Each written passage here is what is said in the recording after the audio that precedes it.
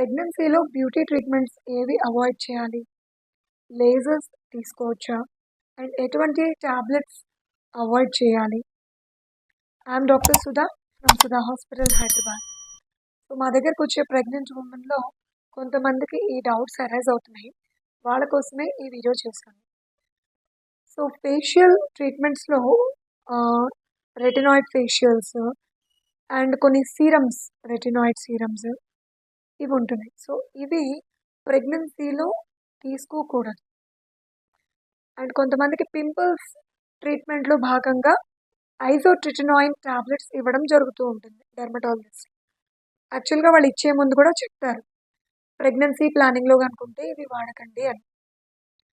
So ఈ టాబ్లెట్లు ఖచ్చితంగా అట్లీస్ట్ 1 month ఆపిన తర్వాతనే ప్రెగ్నెన్సీని ప్లాన్ చేసుకోండి. ఎందుకంటే ఈ టాబ్లెట్స్ బేబీ మీద ఎఫెక్ట్ అయ్యే అవకాశాలు ఉంటాయన్నమాట.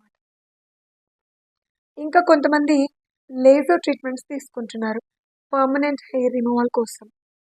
సో ఇటువంటి లేజర్ ట్రీట్మెంట్స్ కూడా ప్రెగ్నెన్సీ టైంలో అవాయిడ్ చేయడం బెటర్.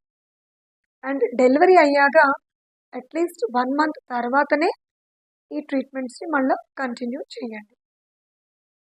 అండ్ ఇంకొంతమంది వ్యాక్సిన్ చేయించుకోవచ్చా అండ్ వేరే ఫేషియల్స్ అదర్ దాన్ రెటినాయిడ్ ఇవి చేయించుకోవచ్చా అని అడుగుతున్నారు.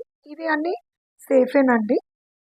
So vaccine is safe and కొన్ని ఫేషియల్స్, ఫ్రూట్ ఫేషియల్స్ కానీ ఇట్లాంటివి మసాజెస్ ఇవన్నీ కూడా ప్రెగ్నెన్సీలో సేఫే. ఇంకా ఏమన్నా మీకు డౌట్స్ ఉంటే కామెంట్ సెక్షన్లో పెట్టండి. We will discuss in the coming videos. Thank you.